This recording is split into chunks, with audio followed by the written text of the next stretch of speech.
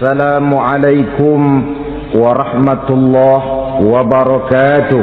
Waalaikumsalam warahmatullahi wabarakatuh. Bapak-bapak, ibu-ibu, saudara-saudara kaum muslimin rahimakumullah.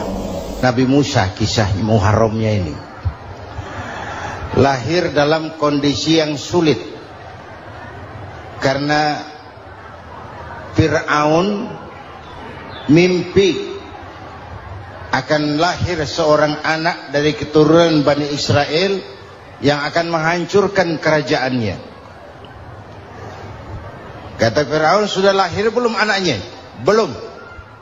Kalau gitu mulai malam ini laki-laki dilarang bergaul sama istrinya. Semua perempuan hamil di bawah pengawasan negara.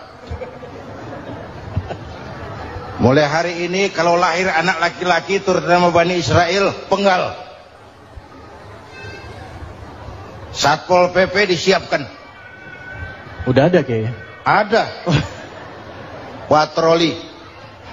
Bayangkan, Fir'aun itu bikin undang-undang seenaknya sendiri.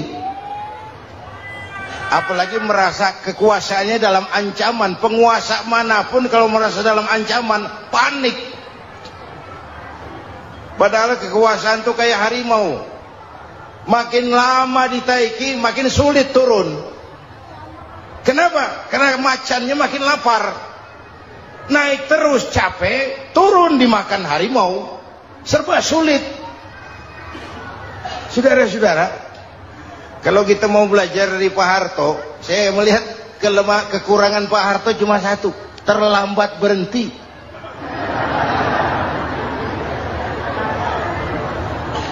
Terlambat berhenti. Di sekelilinginya banyak tukang jilat, tukang semir. Pak, kalau tidak ada bapak kami bagaimana, Pak? Saudara hadirin yang saya hormati, maka sering saya ingatkan, temanmu yang sejati adalah teman yang membuat kamu jadi benar, bukan teman yang selalu membenarkan kamu. Berapa banyak pejabat-pejabat hancur karena selalu dibenarkan oleh lingkungannya. Bapak benar, Pak. Bapak bijaksana, Pak. Itu tepat, Pak. Benar. Buang angin pun kata kelilingnya, wah, Bapak sehat. Temanmu yang sejati, teman yang bikin kamu jadi benar, bukan teman yang selalu membenarkan kamu. Bapak Ibu hadirin yang saya hormati, tapi kehendak Allah terjadi. Lahirlah Musa. Bayinya dihanyutkan di sungai Nil. Bayi sudah menderita, dihanyutkan di sungai Nil. Dan akhirnya besar di lingkungan istana Fir'aun. Diriwayat oleh Ratu Aisyah, perempuan Fir'aun. Setelah mulai berjuang, terjadilah itu. Musa dan pengikutnya dikejar oleh Fir'aun. Sampai di tepi laut, Allah wahyukan Musa, lempar tongkatmu ke laut. Dalam kondisi darurat, mukjizat tiada jalan. Kondisi darurat. Kalau tidak, mukjizat itu maunya Allah, bukan maunya Nabi. Nabi nggak kuasa. Allah yang mau. Tapi hidup Nabi bukan mukjizat, manusiawi. Tidak mentang-mentang ada mukjizat tongkat, tiap sulit main tongkat. Nggak usah berjuang kalau begitu. Itu darurat menyelamatkan umat. Tongkat dilempar ke laut, laut terbelah. Laut terbelah. Itu secara visualnya bisa kita lihat dalam film The Ten Commandments. Udah nonton belum? Urusan nonton kalah sama Ustadz bagaimana sih? Ten Commandments, 10 firman Tuhan. Tekniknya bagus loh. Bagaimana laut terbelah. Musa lewat, Fir'aun mengejar. Musa sampai di ujung sana, Fir'aun masih di sama tengah perjalanan. Laut nutup kembali. Laut menutup kembali, Fir'aun tenggelam. Cengap-cengap di lautan. Begitu nafas sampai di tenggorokan, Fir'aun sambil cengap-cengap itu, amantu bi Rabbi Musa wa Harun. Duh, kalau begini mah saya juga percaya sama Tuhannya Musa. Malaikat maut jengkel, goblok loh, terlambat sekarang, tenggelamin terus, modar. Musa selamat, Fir'aun mati, jenazahnya, jasadnya terdampar di pinggir laut. Beberapa waktu kemudian ditemukan orang, dimumi, dibalsem, diawetkan. Itu sesuai janji Quran, wa kadzalika nunajjika bi badanika litakuna liman khalfaka ayah. Kami selamatkan badan kamu agar jadi pelajaran bagi orang-orang sesudah kamu nanti. Janji Quran tepat. Janji itu 14 abad yang lalu. Jasad Fir'aun ditemukan, dimumi, diawetkan, dibalsem di bawah nama Parao Ramses II. Sekarang tersimpan di Museum Negara di Mesir. Kapan-kapan nanti ibu main ke Mesir, mampir. Naik ojek paling berapa itu? Oh, orangnya tinggi, hidungnya mancung, pokoknya pantaslah jadi Fir'aun.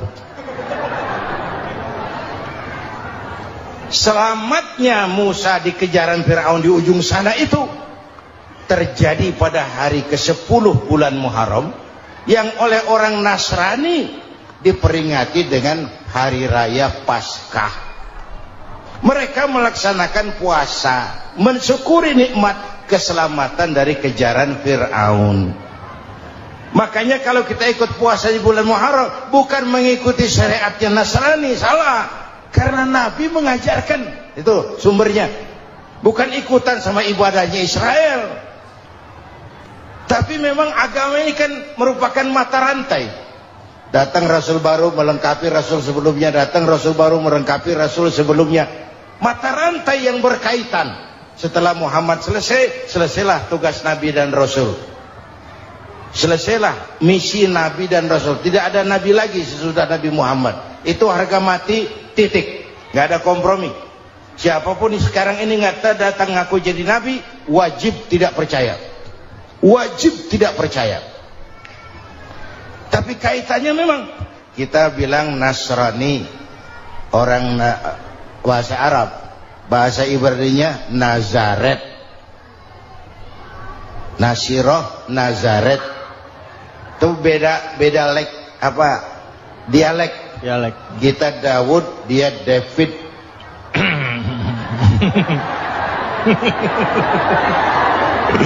Ibrani. Kita Ali, dia Alek. Kita Sulaiman, dia Solomon. Kita Camat, dia Comot. Ini yang ngomong ini comot semua. Menyangka bahwa itu semua dapat mengekalkan kebahagiaan, dapat menunjang kehidupan yang langgeng. Ada yang berlomba-lomba mengejar-ngejar harta. Seluruh waktu dalam hidupnya habis untuk mengejar harta. Tidak peduli siang atau malam, sore atau pagi. Sujud tidak lagi sempat, Allah dilupakan dengan agama jauh. Ada yang berlomba mengejar-ngejar pangkat, jabatan dan kedudukan. Tidak peduli menjilat ke atas, menginjak ke bawah atau menyikut kiri dan kanan. Bahkan teman pun jadi lawan, lawan pun jadi teman. Bukan soal, yang penting pangkat terkejar. Ada yang berlomba memperbanyak kendaraan. Sejak dari jet pribadi, pesawat kapal pesiar, sampai kepada mobil-mobil mutakhir.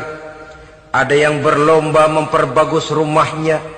Ada yang berlomba memperbanyak istri dan anak-anaknya. Seluruhnya tenggelam di dalam perlombaan yang menurut ukuran mereka akan mendatangkan prestise, kemegahan dan kebanggaan. Allah Subhanahu wa ta'ala menegur, memberikan peringatan dalam surah yang pendek, yaitu surah At-Takatsur. Alhaakumut takatsur hatta zurtumul maqabir kalla sawfa ta'lamun. Alhaakum ay syagalakum an ta'ati rabbikum.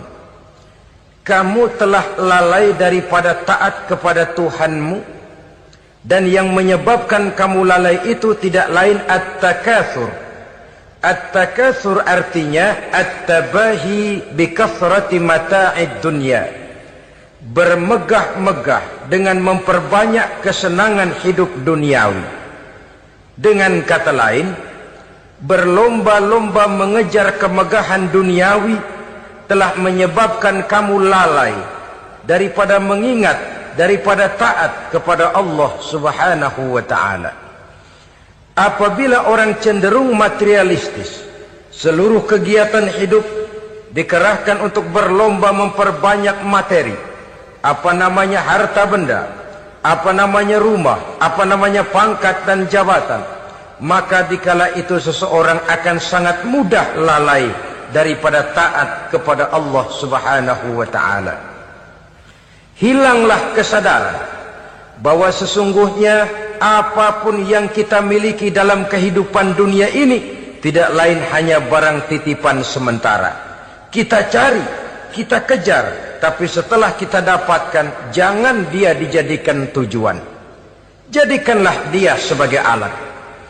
Apabila harta benda duniawi sudah dijadikan sebagai tujuan daripada kehidupan, maka sesungguhnya kita sudah terseret dalam satu siklus, satu lingkaran setan yang tidak akan pernah berujung.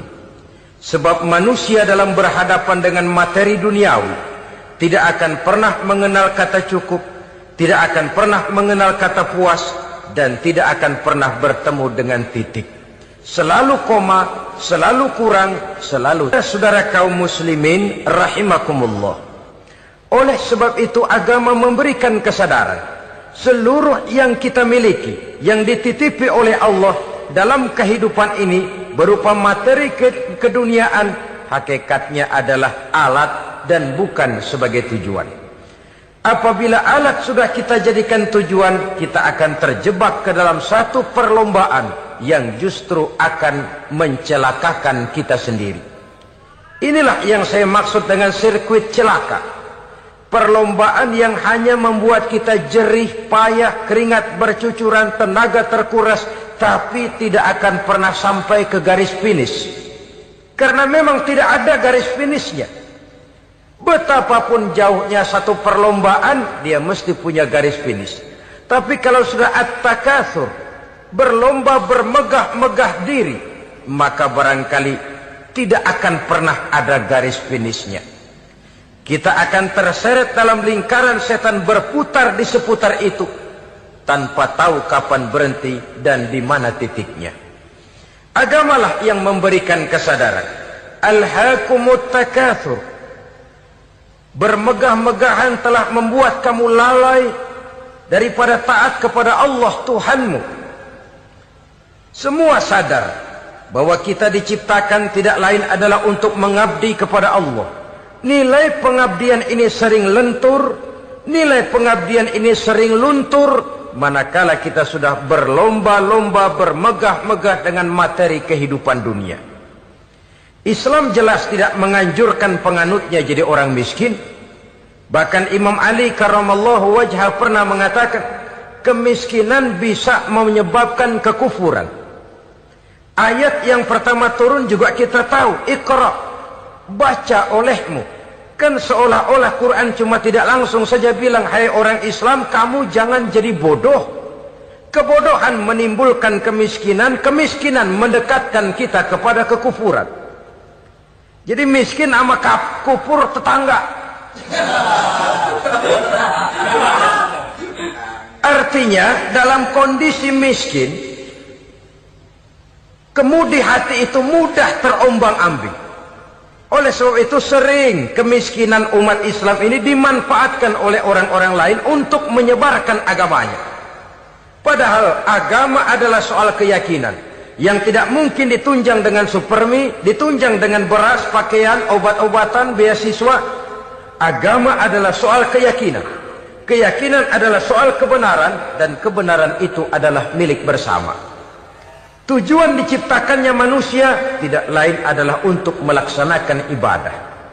Kalau orang tenggelam dalam perlombaan memperbanyak harta, mempertinggi kedudukan, memperindah segala macam yang sifatnya duniawi, biasanya itu akan membuat dia lalai dari taatnya kepada Allah Azza wa Jalla. Kadang bukan hanya lalai daripada taat, juga sering terjebak kepada maksiat. Karena kalau pola pandang dan tolok ukur sudah benda duniawi semata-mata, sangat tidak mustahil orang lalu terjebak ke dalam prinsip menghalalkan segala cara. Asal sudah tujuan tercapai, cara apapun halal. Akhirat nomor 18. Nah, bukankah memang barangkali kita sejak kecil sudah dilatih untuk materialistis? Umpamanya, kita hanya sering dilatih untuk takut kepada yang konkret-konkret saja. Takut kepada yang nyata-nyata saja. Seorang ibu kalau menakuti anaknya, aduh nak, kenapa ini kau kerjakan? Kalau bapakmu tahu, waduh, habis kamu. Ya.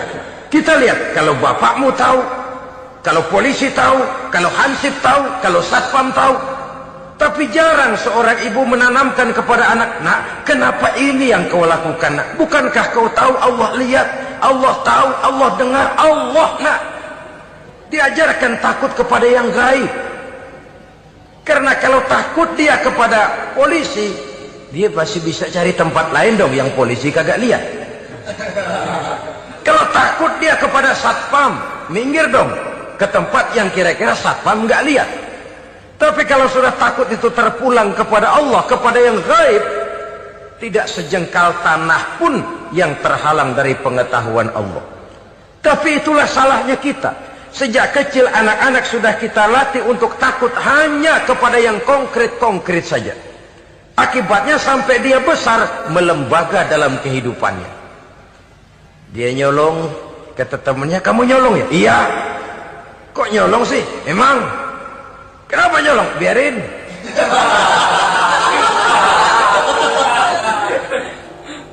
Kamu kan tahu Allah lihat? Tahu. Kenapa nyolong juga? Biarin. Asal orang jangan lihat. Kalau Allah mah lihat, dia kagak ribut. Allah nggak ribut katanya. Nah, ini kan satu refleksi yang timbul daripada kenyataan. Jikalau orang hanya dijejali rasa takut kepada yang konkret-konkret saja, kepada yang zohir-zohir saja, yang akan tumbuh lalu mental kucing. Sopan, tenang, kalem, ayem, nggelenggem. Kalau ada orang, sedikit orang meleng, kucing kelihatan watak aslinya. Saudara-saudara kaum muslimin rahimakumullah. Oleh sebab itulah maka agama lewat surah yang kita bicarakan pada pertemuan ini memberikan peringatan. Kala, jangan begitu dong. Kamu boleh mencari dunia, silahkan cari harta yang banyak, cari pangkat yang tinggi, tapi jangan itu membuat kamu lalai daripada taat terhadap Allah Subhanahu wa ta'ala. Jangan karena keinginan mendapat harta yang sebanyak-banyaknya lalu melakukan segala macam cara asal tujuan tercapai. Itu sudah membuat kita lalai. Jangan karena ingin mengejar kedudukan yang tinggi lalu jilat atas injak bawah. Nggak mempan jilat, dukun dipakai.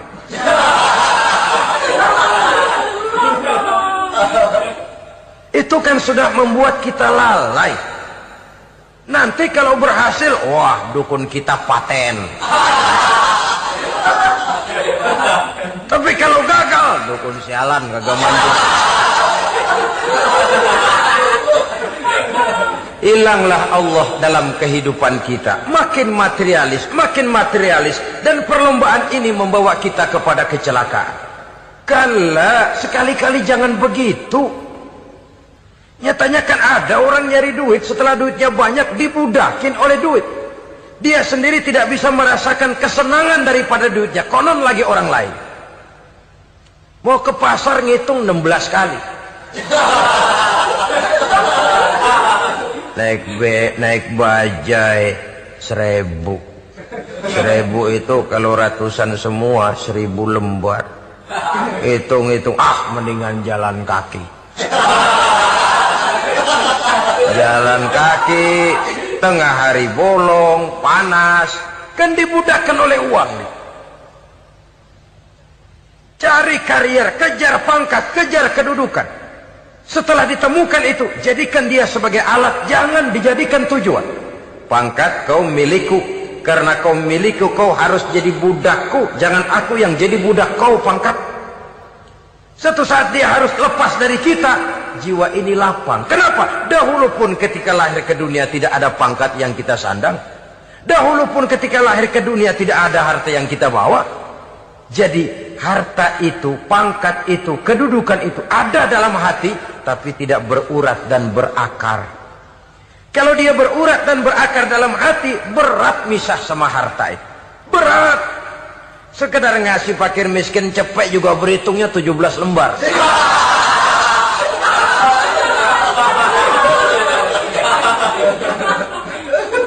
Dengar di kantornya mau ada mutasi, pindah dia dari tempat basah ke tempat kering, baru berita burung udah meriang duluan. Ini nanti bagaimana, itu nanti bagaimana, ini nanti bagaimana. Kan tidak jarang orang yang kena apa istilah kerennya zaman sekarang itu post power syndrome. Post power syndrome ini pernah dianalisa oleh Nabi. Kata beliau, irhamu salasatan minan nas. Sayangilah 3 macam manusia.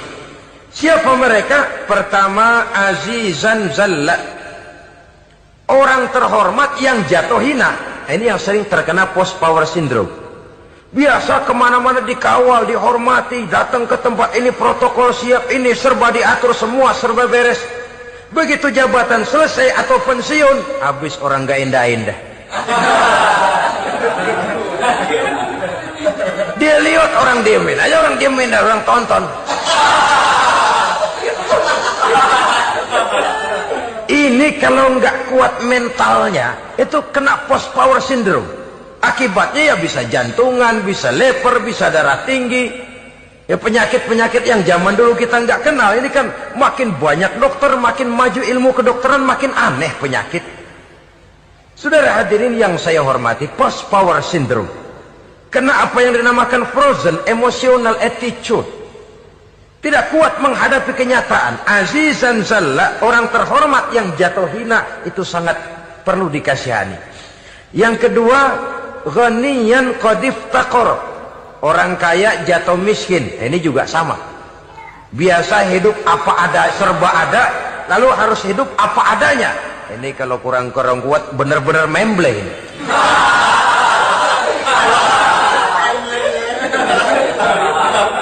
Kalau tidak kuat mentalnya, biasa hidup serba enak, serba nikmat, cuma kerjanya neken cek, main apa itu kredit card, macam-macam fasilitas dipunyai. Tahu-tahu jatuh bangkrut, jatuh miskin.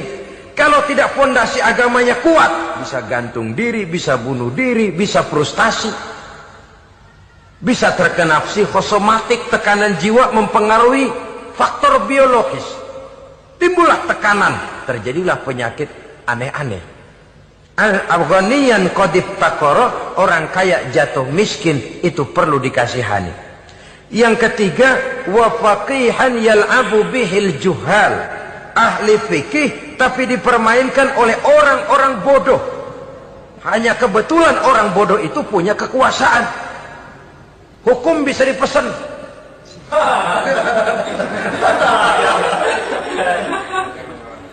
Aturannya haram, Ustaz, ada haram dikit aja dah.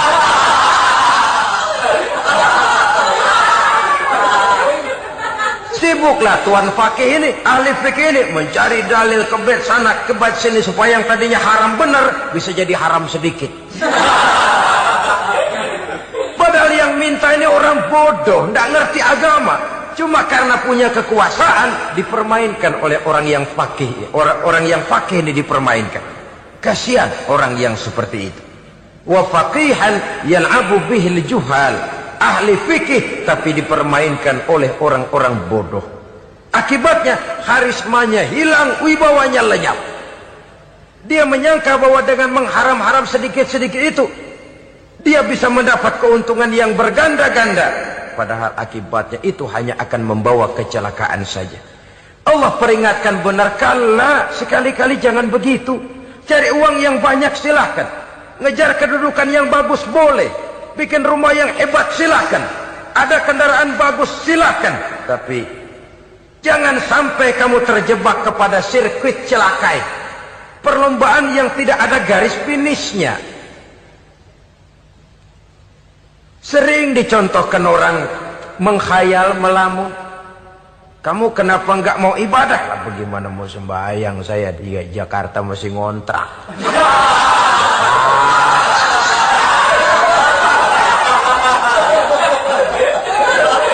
Bingung, tiap akhir tahun kontrakan habis. Kalau punya rumah sendiri walaupun kecil-kecilan, tenanglah saya ibadah. Baiklah, oleh Allah diberikan rezeki, bisa bikin rumah walaupun kecil-kecilan. Sudah punya rumah sendiri, belum juga ibadah, apalagi mulur lagi. Habis bagaimana mau sembahyang, rumah kecil banget. Pinggir kali, asal hujan bocor ya.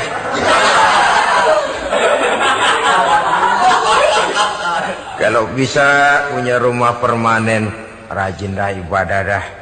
Iyalah, diberikan rezeki, bisa bikin rumah besar, kamarnya banyak, halamannya luas, kendaraan belum ada, perabotan belum lengkap. Sudah ada kendaraan, belum kayak orang-orang. Sudah kayak orang-orang, masih sama dong, kudu di atas. Kapanlah selesainya? Kala, sekali-kali jangan begitu. Jangan kamu mengumpulkan harta bermegah-megah membuat kamu lalai dari taat kepada Tuhanmu. Engkau tinggalkan rukuk dan sujud, engkau jauh dari masjid, engkau kering dari kehidupan beragama. Sebab itulah maka pembangunan fisik material tidak bisa dipisahkan dengan pembangunan mental spiritual. Tidak hanya cuma dalam teori, tapi juga harus dalam praktek. Selalu pembangunan yang hanya mengarah kepada fisik material, jauh dan kering dari agama, hanya akan melahirkan manusia-manusia materialistis yang terjebak di dalam sirkuit celaka, perlombaan yang tidak pernah mengenal garis finish. Sebab itu agama mengajarkan, orang kaya itu siapa sih? Yang banyak duit? Belum tentu. Yang kebunnya di mana-mana ngebelatak? Belum tentu. Yang pabriknya selebar-lebar? Belum tentu. Yang punya segala macam peternakan, dari peternakan gajah sampai peternakan kutu?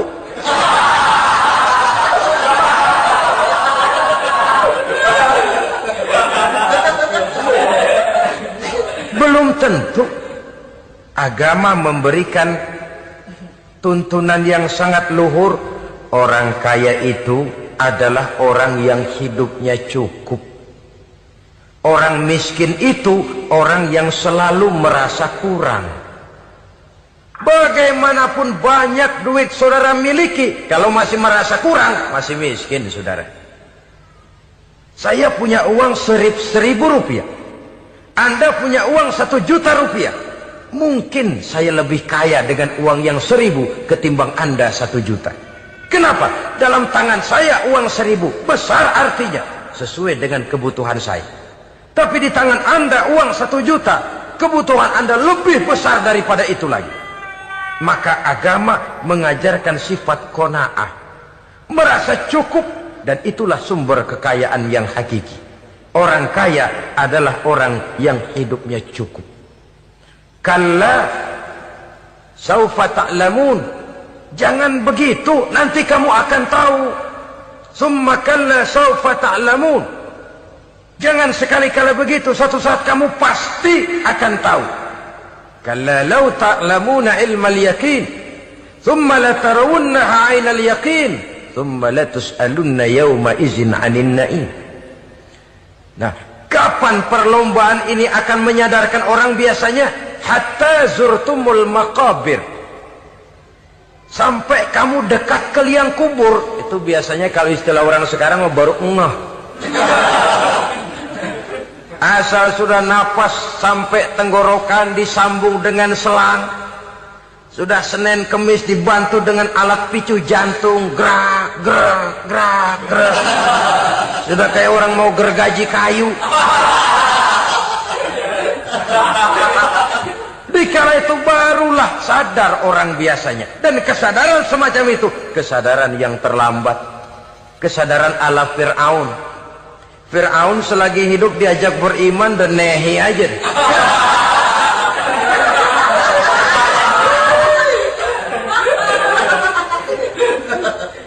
Tapi ketika dia tenggelam di lautan merah bersama seluruh tentaranya, dikala napas hampir terputus, keluar ucapannya, amantu bi Rabbi Musa wa Harun. Aduh, kalau begini mah saya juga percaya kepada Tuhannya Musa dan Harun. Saya beriman kepada Allah. Lagi timbul tenggelam mau sekarat baru beriman. Hatta zurtumul maqabir. Kamu telah lalai dari sebab bermegah-megah sampai kamu masuk ke liang kubur, dekat ke liang kubur. Kalimat zurtum di sini menjelaskan bahwa kubur itu tidak selamanya.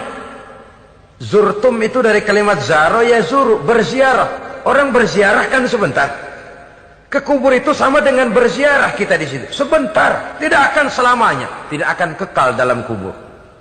Bahwa kubur itu cuma satu halte dari sekian halte yang harus kita jalani. Hatta zurtumul maqabir ay mutum wa dufintum fil kubur. Sampai kamu mati, dikubumikan dalam kubur, barulah kamu sadar bahwa perlombaan itu hanya sia-sia. Bahwa perlombaan itu tidak akan pernah mengenal garis finish. Bahwa perlombaan itu akan membuat kamu celaka. Begitulah umumnya kebanyakan orang yang terjebak ke dalam paham materialis, baru menyadari kesalahan langkahnya pada saat napas sudah sampai di tenggorokan. Ternyata uangnya yang miliaran rupiah tidak sanggup menyambung nafasnya. Ternyata kendaraan yang serba mewah berkilat tidak sanggup meneruskan kehidupannya. Ternyata pangkat jabatannya yang tinggi yang membuat dia menyebabkan temannya jadi lawan, lawannya jadi teman, tidak akan sanggup menghentikan sang malaikat maut. Kalau keadaan sudah begitu, baru sadarlah kita terlambat.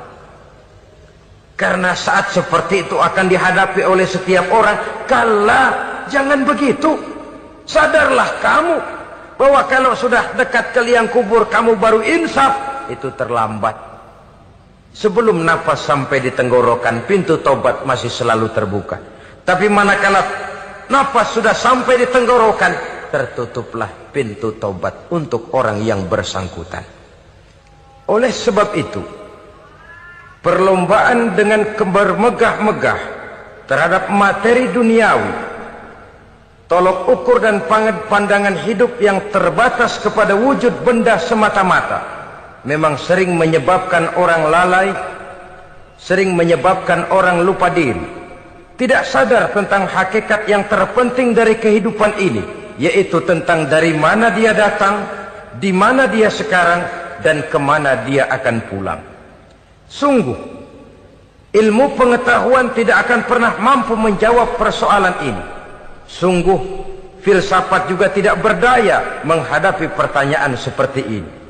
Hanya agama yang mampu memberikan kepastian batin tentang hakikat dari mana kita datang, di mana kita sekarang, dan kemana kita akan pulang.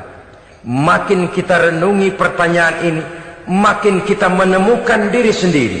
Dan makin kita menemukan mengenal diri sendiri, kita akan semakin mengenal Allah Subhanahu wa ta'ala.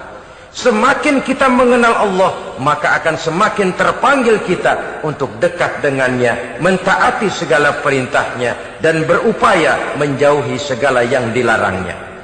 Dengan demikian selamatlah kita dari satu perlombaan yang hanya akan menyeret kita kepada menghalalkan segala cara, jauh dari agama, jauh dari Allah, bahkan jauh dari sesama manusia. Karena umumnya perlombaan seperti ini akan cenderung melahirkan manusia yang egois.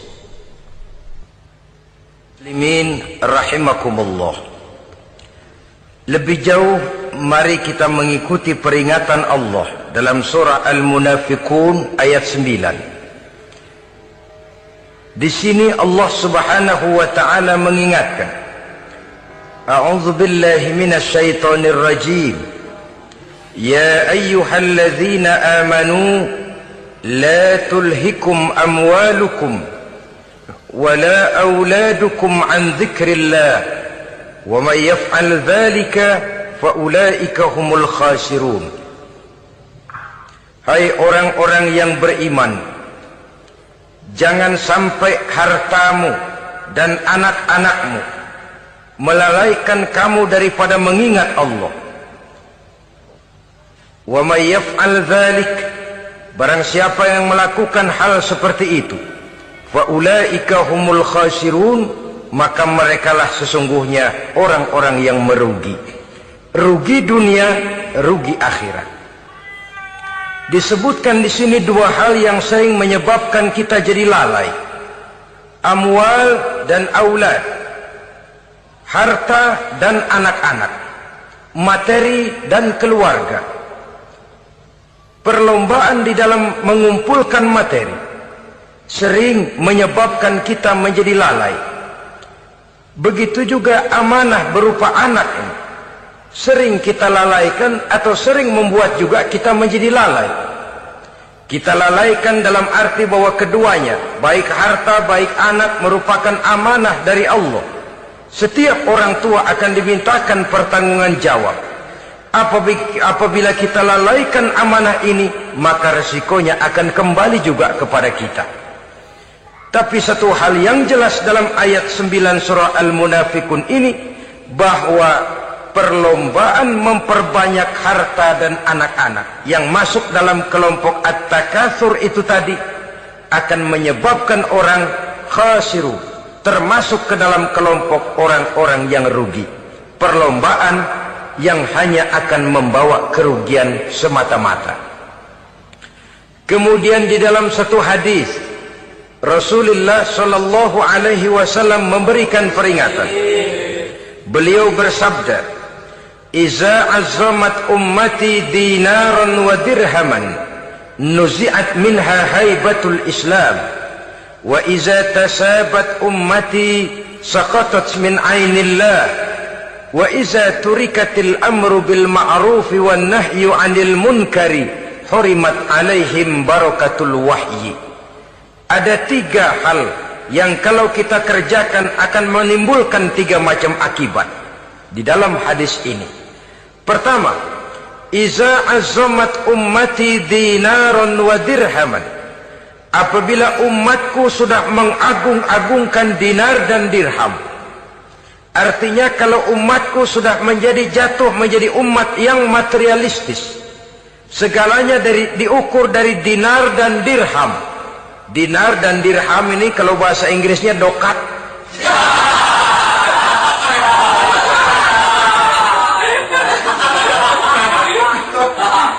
Segalanya diukur dari segi dinar dan dirham saja. Nuzi'at minha haibatul Islam, akan dicabutlah kehebatan Islam dari mereka. Memang ada kalanya kita berkata bahwa tanpa uang kita tidak bisa berbuat apa-apa. Tapi kalau itu dijadikan landasan dari segala sesuatu, itu yang dijadikan ukuran, itu yang dijadikan tujuan, kita hakikatnya sudah gagal sebelum melangkah. Apapun saja profesi kita, apabila sudah menjadi pendewa dinar dan dirham, akan hilanglah kehebatan Islam, akan dicabut kehebatan Islam itu. Umat Islam bisa dibeli, ulama bisa dikontrak, kiai bisa dicarter.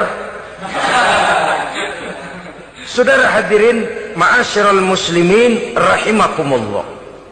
Apabila umatku sudah membesar-besarkan dinar dan dirham, bermegah-megah dengan itu, berlomba-lomba memperbanyak itu yang menjadi tujuan dan tolok ukur dari segala kegiatan, nuzi'at minha haibatul Islam, akan dicabutlah kehebatan Islam. Hilang itu wibawa. Walaupun dia bernama umat mayoritas dalam jumlah, tetapi dia minoritas dalam peranan. Mayoritas dalam bilangan, tapi minoritas dalam percaturan kegiatan hidup ini. Kita ingat di zaman pengembangan Islam di masa Rasulullah sallallahu alaihi wasallam, mereka berlomba-lomba mengorbankan dinar dan dirhamnya untuk kepentingan agama. Bukan mengorbankan kepentingan agama untuk mencari dinar dan dirham. Kita di zaman sekarang sering terjadi penjungkiran nilai, terbalik yang kita amalkan. Nabi Ibrahim mengorbankan putranya Ismail untuk kepentingan agama. Kita sering sekarang ini mengorbankan kepentingan agama untuk anak-anak kita. Dulu anaknya yang dikorbankan buat agama. Sekarang agamanya dikorbankan buat anak. Dulu dinar dan dirham dibelanjakan untuk menopang agama. Sekarang agama dijadikan alat untuk mencari dinar dan dirham. Saudara-saudara kaum muslimin rahimakumullah. Memang apabila dinar dan dirham digunakan untuk penyangga perjuangan, itulah idealnya. Saya katakan tadi, dinar, dirham, uang, dunia cuma sekedar alat, bukan sekedar tujuan. Kita memerlukan alat ini. Membangun pesantren tidak cukup dengan semangat. Membangun rumah sakit Islam tidak cukup dengan pidato. Membangun masjid tidak cukup dengan semangat menggebu-gebu. Kita perlu semen, kita perlu pasir, kita perlu batu kali, kita perlu besi, dan itu semua beli. Tidak turun dari langit seperti turunnya embun di waktu pagi. Tidak mungkin rumah sakit Islam muncul ke permukaan hanya dengan simsalabim abracadabra.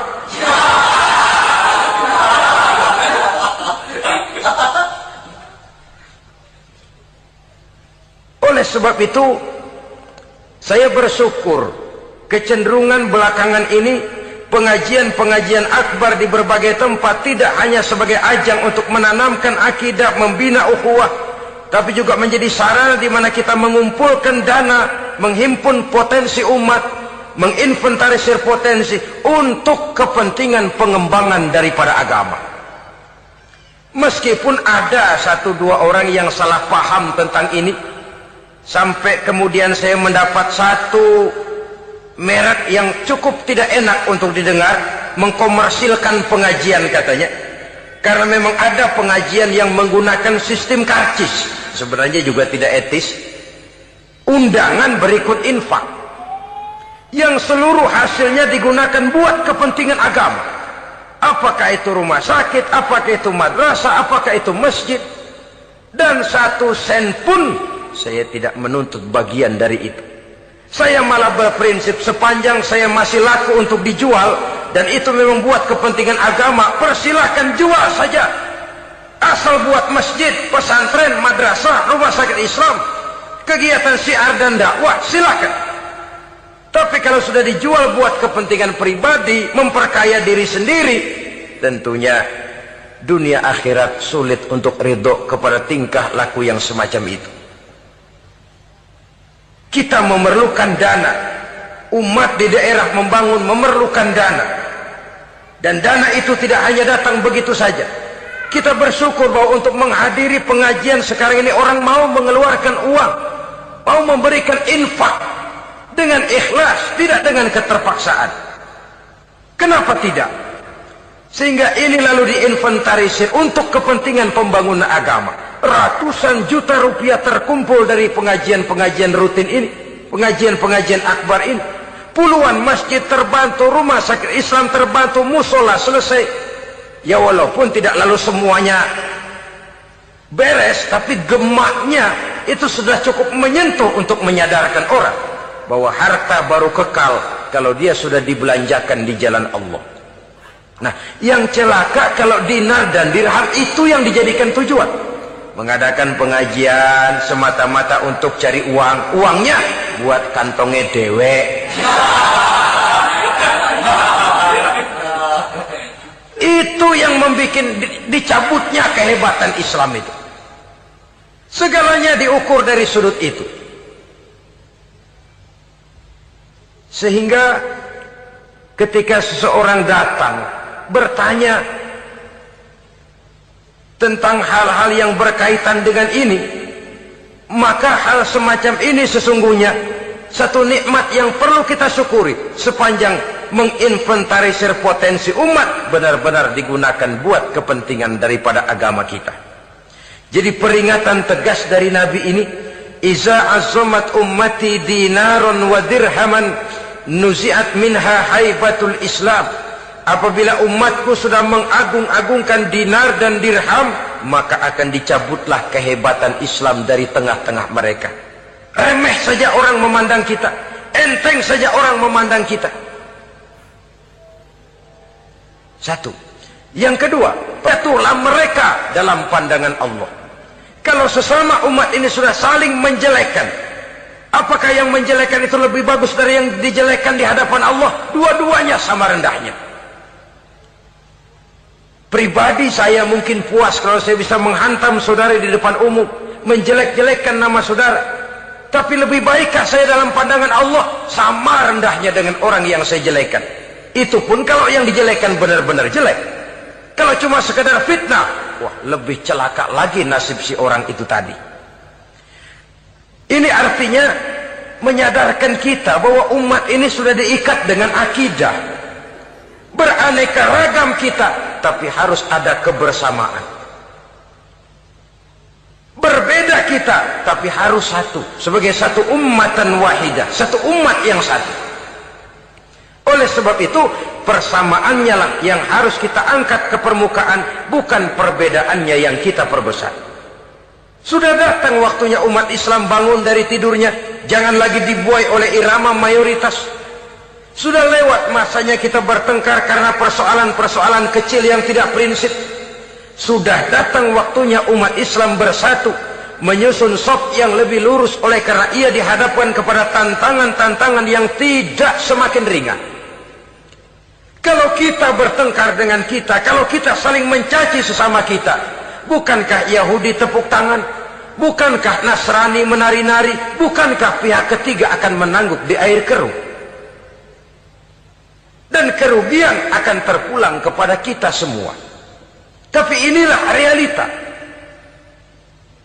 Bahwa yang kita hadapi ini sesungguhnya musuh kita di luar kita, bukan di dalam kita. Apakah itu kemiskinan, kebodohan, maksiat, munkarat, ketidakadilan, kezaliman, kesewenang-wenangan, dan lain sebagainya. Yang musuh jadikan musuh, yang teman mari kita rangkul. Jangan terbalik, teman dimusuhi, musuh malah dirangkul. Maka berpesta poralah musuh-musuh Islam ini. Saudara-saudara kaum muslimin rahimakumullah, Nabi memperingatkan dengan tegas, wa iza tasabat ummati saqatat min ainillah. Jikalau umatku sudah saling mencaci maki, sudah saling berbantah-bantahan, jatuhlah mereka dalam pandangan Allah. Satu ayat menjelaskan jangan sebagian kamu meremehkan, yaskhar, mengecilkan, menganggap enteng orang lain. Boleh jadi yang dihina, diremehkan, dianggap enteng itu nilainya lebih bagus daripada yang menganggap enteng. Hakikat segala sesuatu itu cuma kembali kepada Allah. Di sanalah penilaian finalnya. Manusia hanya melihat yang zahir. Makin banyak harapan hidup ini kita gantungkan kepada manusia, makin banyak kita harus bersiap untuk kecewa. Saudara-saudara kaum muslimin rahimakumullah. Kemudian yang ketiga peringatan dari baginda Nabi, wa iza turikatil amru bil ma'rufi wan nahyu 'anil munkari hurimat 'alaihim barakatul wahyi. Apabila amar ma'ruf dan nahi munkar telah ditinggalkan, maka akan hilanglah keberkahan wahyu, akan hilanglah keberkahan Quran, akan sirnalah keberkahan agama. Amar ma'ruf dan nahi munkar ditinggalkan. Artinya di tengah masyarakat sudah tidak ada lagi yang menyerukan ini baik, ini tidak baik, ini halal, itu haram. Mari kita sholat, mari makmurkan taklim, santuni yatim piatu, makmurkan masjid. Seruan ke arah itu tidak lagi terdengar. Sementara tinggalkan judi, tinggalkan minuman keras, jauhi zina, seruan semacam itu pun tidak lagi terdengar. Maka hilanglah keberkahan wahyu itu. Karena amar ma'ruf dan nahi munkar merupakan bagian daripada ajaran agama kita. Menjadi sponsor dari segala macam kebajikan dan menjadi penghalang daripada segala macam kemunkaran sesuai dengan batas kemampuan yang kita miliki masing-masing. Nah, saya kembali kepada persoalan pokok di awal pembicaraan tadi. Bagaimana jalan keluarnya? Jalan keluarnya tidak lain adalah upaya.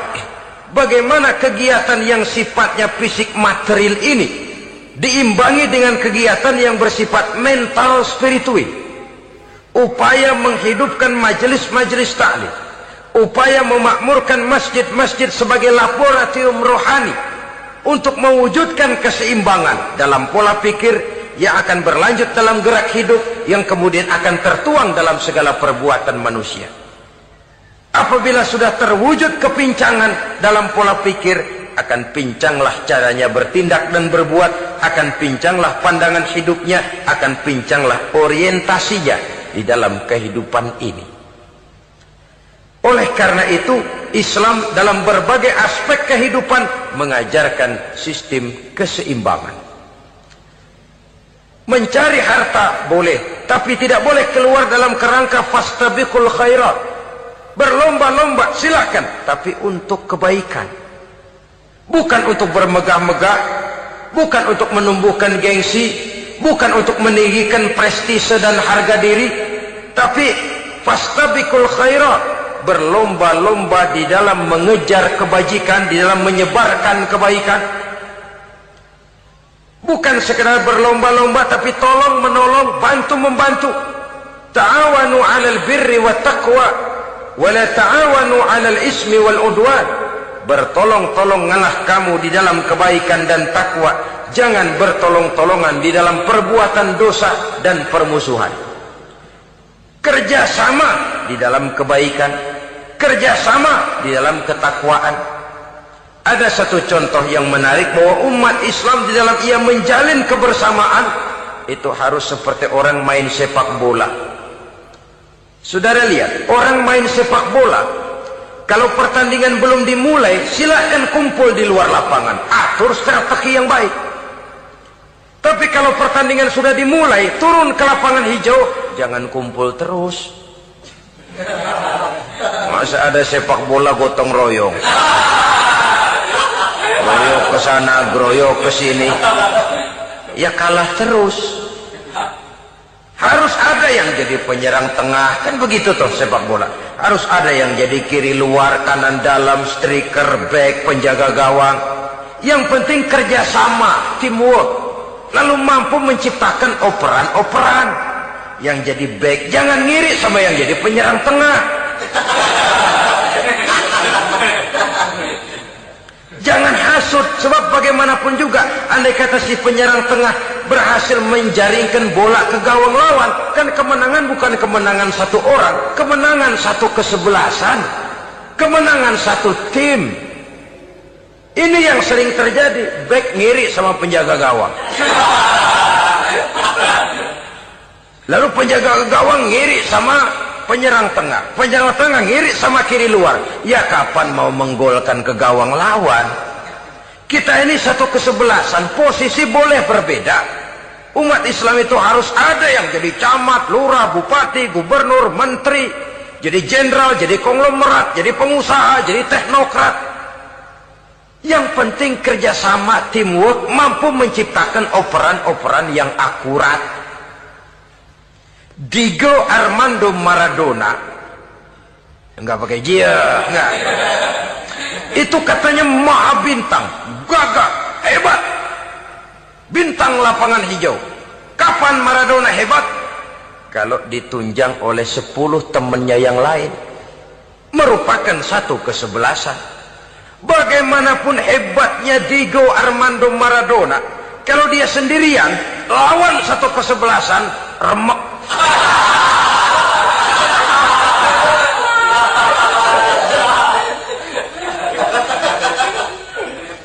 Dia hebat, dia jenius, dia maha bintang karena dapat operan dari teman-temannya.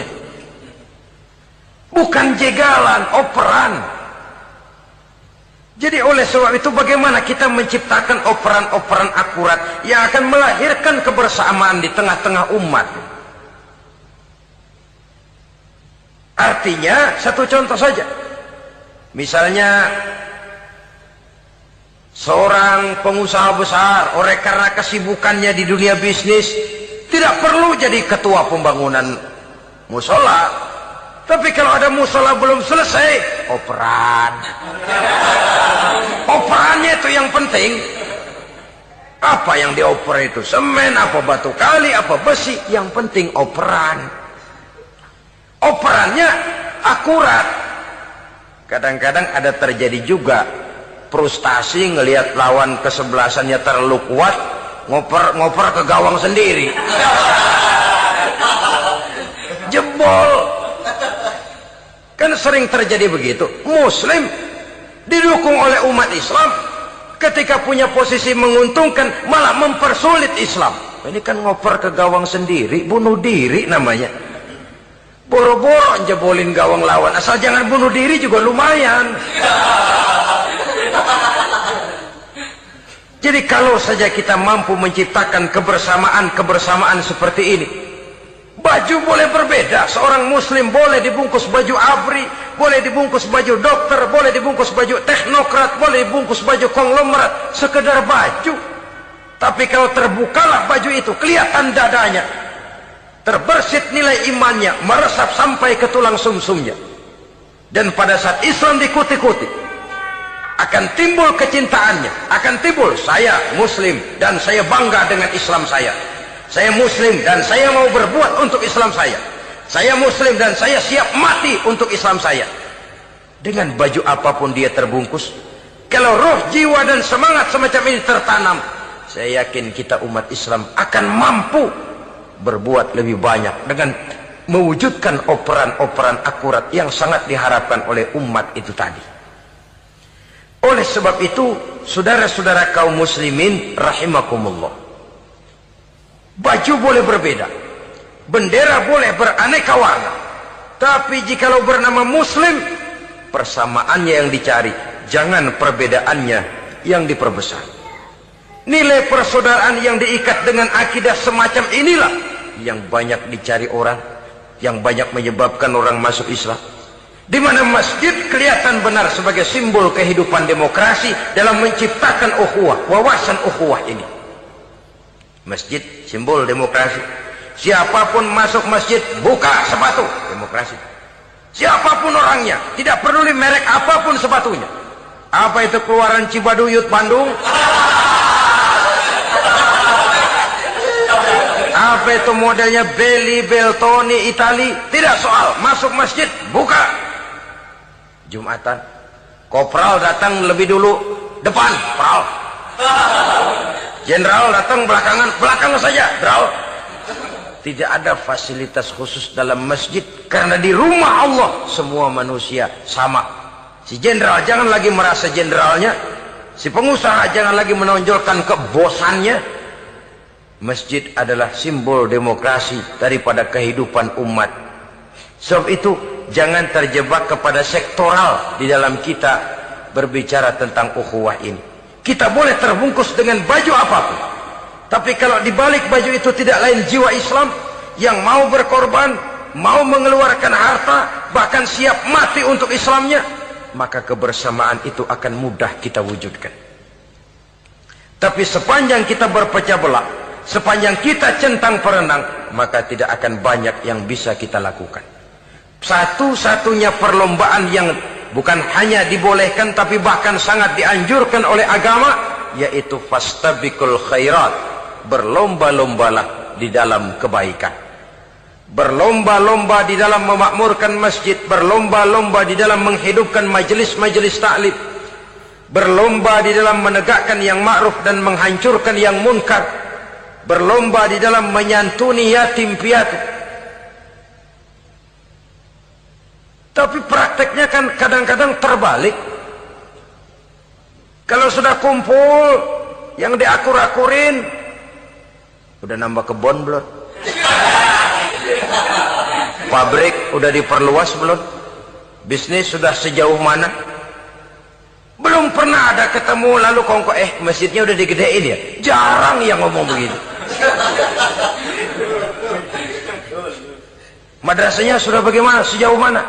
Mesti yang enak itu ya nyocok-nyocokin. Bagaimana rumahmu sudah? Bagaimana kendaraanmu? Bagaimana pesawatmu? Bagaimana... Bukankah itu juga takasur?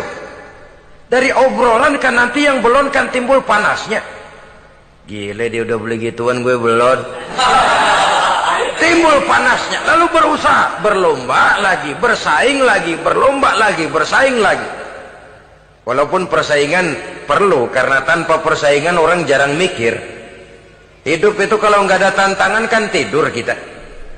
Orang hidup smooth gitu ya. Jalan tenang, setenang, ya nggak maju orang itu. Orang itu baru bisa mengalami kemajuan kalau dia sudah dihadapkan kepada tantangan, gemblengan, gojlogan, fitnahan, hinaan, caci maki. Persaingan itu perlu supaya orang mikir. Kalau mikir dia berbuat, kalau dia berbuat dia bisa maju. Tapi persaingan yang sehat, bukan persaingan yang lalu menimbulkan fitnah, menghancurkan nama baik orang lain, yang dilatar belakangi oleh sifat hasud, dendam, iri hati, lalu menghalalkan segala cara. Tidak, bukan itu. Persaingan yang sehat ini akan menjadi alat picu agar orang lalu berlomba di dalam kebaikan. Satu-satunya perlombaan yang bukan hanya boleh tapi bahkan sangat dianjurkan oleh agama, berfastabiqul khairat, berlomba-lomba di dalam berbuat kebaikan. Berlomba-lomba membangun masjid, bukan berarti di sebelah masjid bangun masjid lagi, bukan. Kadang-kadang karena ada fastabiqul khairat, berlomba-lomba, nggak apa-apa dah. Di sebelah masjid bikin lagi masjid. Akhirnya azan perlombaan main kenceng-kencengan. Bukan itu yang diinginkan tentu, bukan itu. Bagaimana memakmurkan masjid, bagaimana memfungsikan masjid, bagaimana membina umat dan lain sebagainya. Jadi pembicaraan ke arah itu akan menimbulkan rangsangan untuk berlomba di dalam kebaikan. Kalau dia kok bisa menata masjidnya sampai makmur, jamaah senang datang ke sana, anak-anak muda betah di masjid, kenapa saya tidak? Apa konsepnya? Nah, ini kan berlomba, tapi berlomba dalam kebaikan. Kalau dia bisa menghimpun anak-anak muda lalu diarahkan kepada jalan yang positif, kenapa saya tidak bisa? Dia punya potensi yang saya juga punya. Berlomba di dalam kebaikan. Perlombaan semacam ini akan memberikan ketentraman karena jalan yang ditempuh jalan ibadah.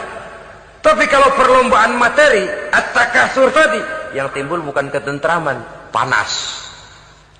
Karena panas, udah dekat, panas kan tetangganya hasud, dengki, iri hati, sakit, demam, orang lain maju, meriang. Lah kalau sudah begitu, hasud yang jadi bisikan hati, ya sudah, segala macam cara dilakukan untuk menjatuhkan orang lain. Dan itu sudah bukan lagi persaingan yang sehat. Saudara-saudara kaum muslimin rahimakumullah. Yang pertama, manaqasa qaumul ahda illa sullita alaihim aduwwuhum. Apabila suatu kaum sudah mengingkari janjinya, maka mereka pun akan dikuasai oleh musuh-musuh mereka. Sederhana saja nampak kalimat dalam hadis ini. Apabila orang sudah mengingkari janji, mereka akan dikuasai oleh musuh-musuh mereka sendiri. Dan musuh kita yang paling utama saat ini adalah kemiskinan dan kebodohan. Kenapa itu terjadi? Karena kita mengingkari janji kita sendiri. Di saat awal-awal berdirinya Orde Baru, kita pernah berjanji untuk melaksanakan Pancasila dan Undang-Undang Dasar 45 secara murni dan konsekuen. Kita berjanji bahwa kita akan menegakkan pemerintah yang bersih dan berwibawa. Itu semua pada permulaannya. Waktu demi waktu berjalan, kita lupa dengan janji yang kita ucapkan itu. Ketuhanan yang Maha Esa kita ucapkan, tapi kesetanan yang luar biasa yang kita lakukan. Kemanusiaan yang adil dan beradab yang kita dengungkan, tetapi kemanusiaan zalim dan biadab yang kita praktekkan. Sederhana saja saudara, hampir setiap pejabat pada posisi-posisi kunci, di awal-awal ia memangku jabatan itu, biasanya ia mengucapkan sumpah dengan lafaz demi Allah, bahwa dalam melaksanakan jabatan ini saya tidak akan menerima hadiah atau pemberian dalam bentuk apapun. Itu pada permulaannya. Lama-lama rupanya hadiah itu asik juga, mulai diterima. Lama-lama dirasa kurang, mulai menagih. Dan akhirnya terjadilah praktek yang disebut suap menyuap, semir menyemir, dan lain sebagainya. Kalau ini sudah menjadi kenyataan, bagaimana kita mau menegakkan pemerintah yang bersih dan berwibawa? Undang-Undang Dasar 45 menyatakan bahwa bumi, air, dan seluruh kekayaan negara dikelola oleh negara bagi sebesar-besar kemakmuran rakyat. Yang terjadi adalah bahwa kita merasa mewakili rakyat untuk menikmati harta dan kekayaan negara, sehingga rakyat banyak tidak bisa ikut menikmatinya. Menumpuklah harta itu sehingga terjadilah pepatah, gunung ditimbun, sumur digali. Yang kaya semakin kaya, yang miskin semakin terpuruk. Kita ingkar dengan janji yang kita ucapkan di awal-awal kita bergerak. Kita ingkar dengan janji pada saat kita mengatakannya dengan menyebut nama Allah, dengan mempertaruhkan nama Tuhan. Sehingga pada akhirnya jabatan pun mengalami tender. Sudah menjadi rahasia umum.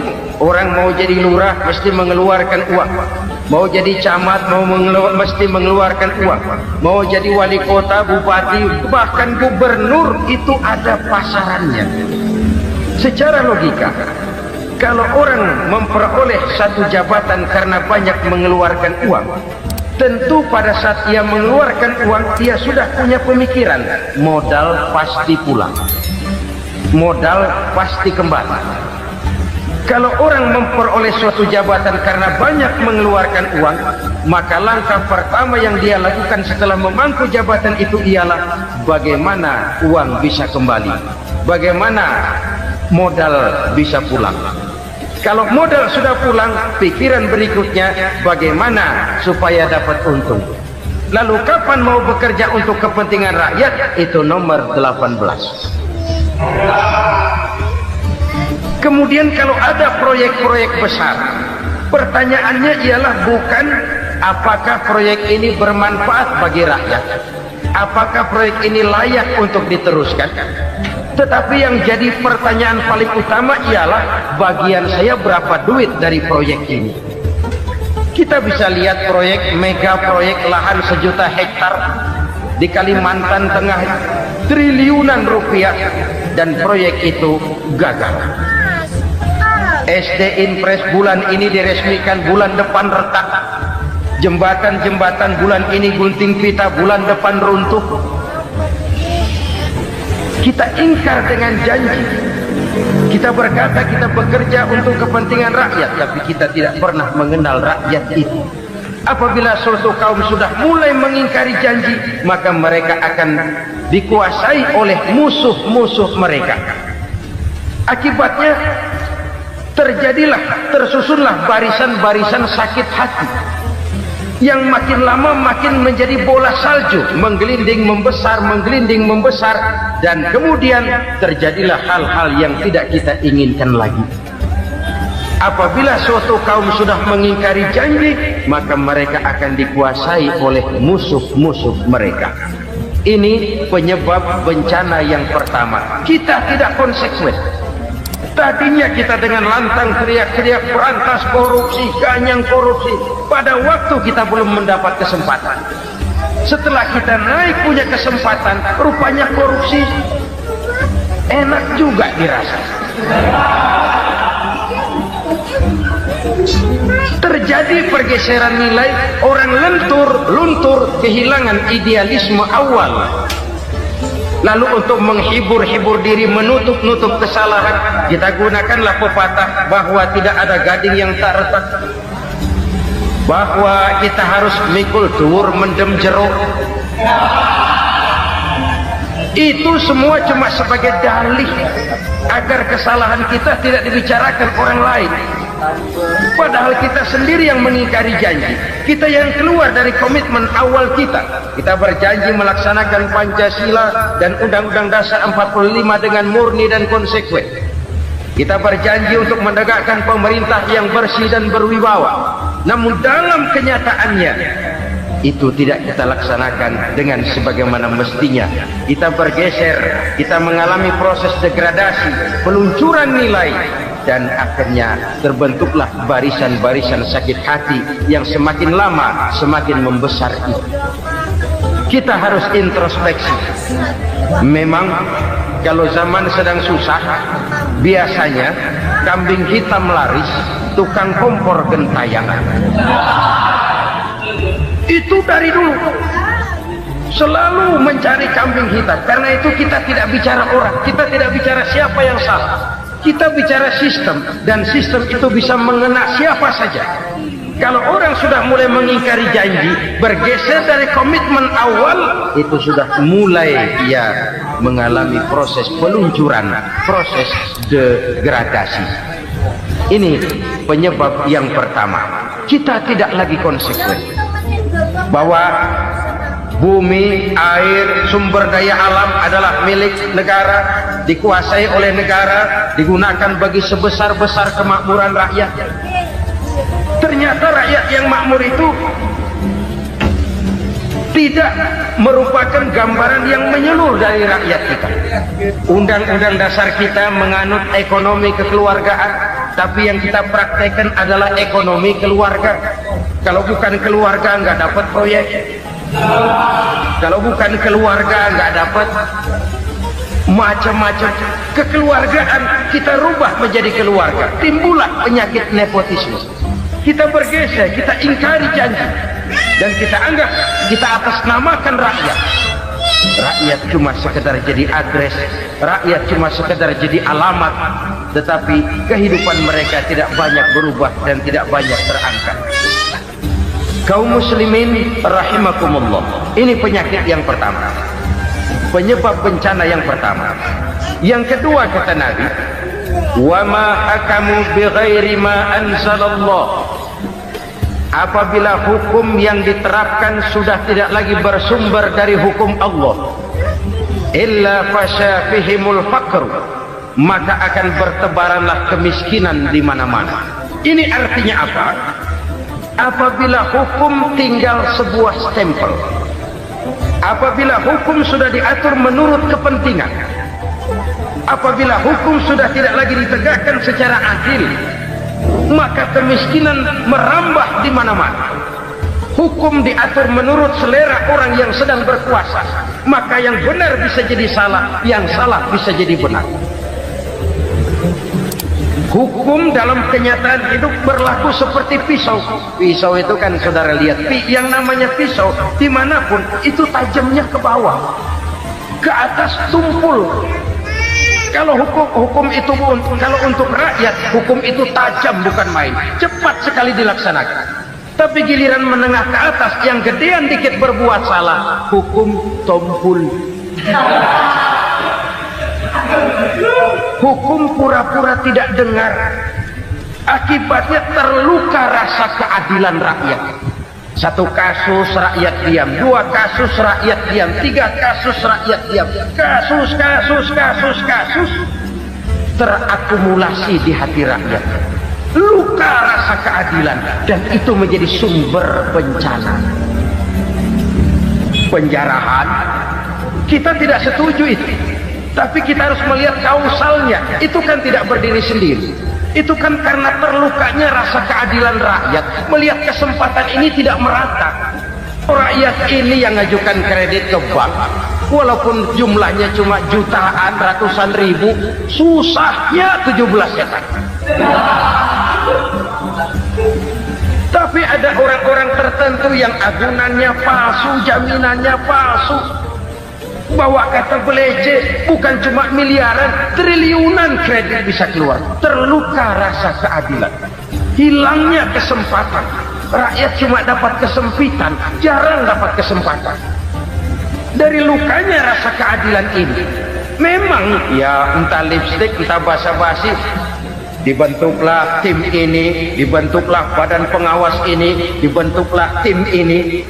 Kalau membentur tahu, hancur tahu. Tapi kalau tim yang dibentuk membentur karang, bukan karangnya yang hancur biasanya, timnya yang bubar. Kenapa? Yang dibentur batu karang yang sangat keras. Kita main-main dengan hukum, kita tidak konsekuen dengan hukum. Luka rasa keadilan dan itu terakumulasi. Edi Tamsil, rakyat tahu, terakumulasi, menguap begitu saja. Kasus-kasus lain rakyat tahu, menguap begitu saja. Ketidakadilan terakumulasi, mengendap di hati rakyat, menunggu ledakan. Pada saat sungguh meledak, rakyat tidak bisa dibendung lagi. Oke, kita tidak setuju dengan penjarahan, tapi jangan melihat itu sebagai peristiwa yang berdiri sendiri. Kenapa itu terjadi? Kausalnya kenapa? Oke, kita tidak setuju memang, tapi yang dijarah oleh rakyat kan memang cuma untuk perut.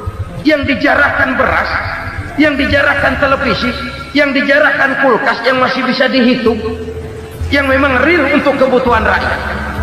Penjara berdasi kepala botak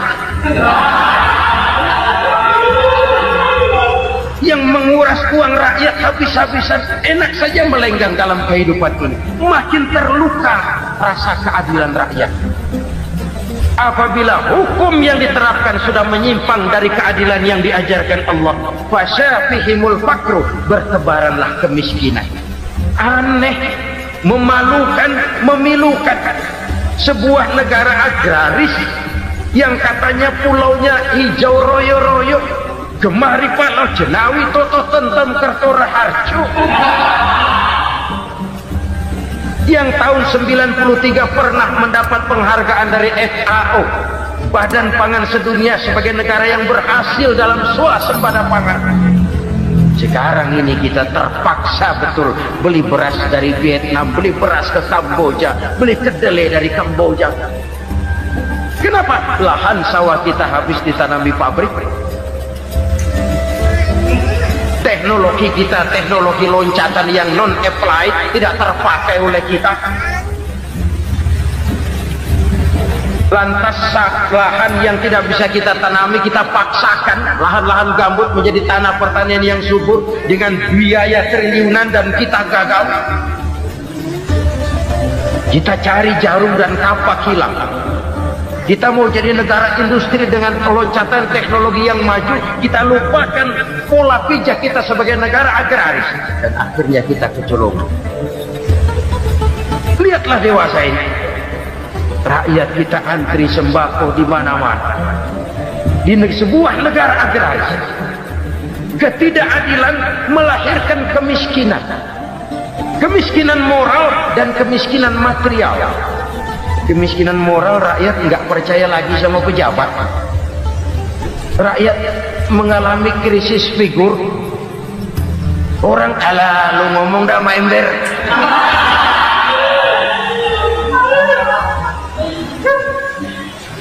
Penataran yang menghabiskan biaya miliaran itu melahirkan pejabat-pejabat korup. Pengawasan yang menghabiskan biaya miliaran itu ternyata impoten, mandul. Kemiskinan moral. Jujur saya berkata, saudara-saudara, setelah pintu reformasi dibuka, itu yang masuk memang macam-macam. Ada yang memang punya tujuan murni, konsekuen dan punya konsep. Ada yang nunggu di tikungan, begitu mobil lewat nyamber pintu, berangkat ikut reformasi. Ada yang memanfaatkan momentum, mumpung, untuk nyampein unek-unek, ngerti enggak, pokoknya ngomong. Sehingga keadaan semakin rancu, kebingungan semakin menjadi-jadi, masalah yang paling urgen tidak terselesaikan. Sekarang ini orang berpikir mendingan jadi pala ular daripada jadi buntut macan. Buntut macan memang hebat macan, tapi kalau buntutnya cuma ugel-ugel di belakang buat apa? Mendingan jadi kepala ular kecil juga nyaplok. Artinya ya biar kecil juga kalau punya partai kan gagah. Lalu rame-rame bikin partai kayak bikin arisan. Orang makin mengalami dislokasi. Semua mau jadi pahlawan, semua mau nomor satu, semua ngomong. Iya kalau bidangnya, kalau bukan makin rancu. Marilah lewat kesempatan ini saya mengajak kita untuk tahu diri.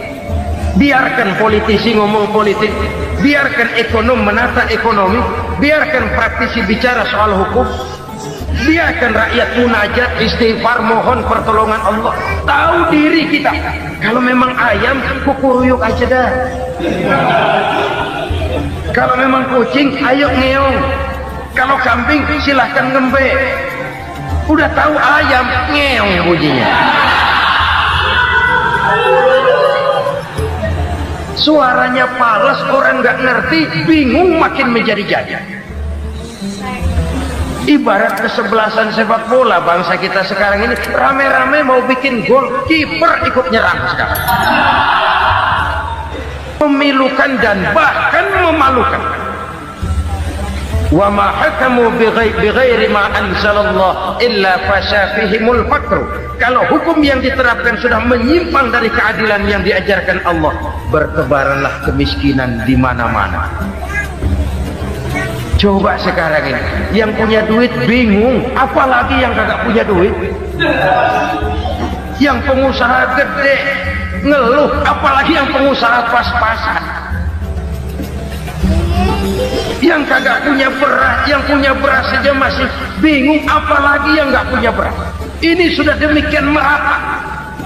Dulu kita kagum mendengar konglomerat kelas wadah. Kelas-kelas yang seakan-akan cuma ada dalam khayalan mereka, punya kekayaan miliaran dolar, triliunan. Sudahlah, seolah-olah nggak terjangkau sama kita. Weh, ternyata yang gede-gede itu juga gede utangnya. Dan rontok satu demi satu. Ternyata rakyat selama ini cuma dialamatkan, cuma dijadikan address. Rakyat yang tidak banyak ngerti persoalan ini harus menanggung hidup ini begini berat, harus menanggung beban hidup ini begini tinggi.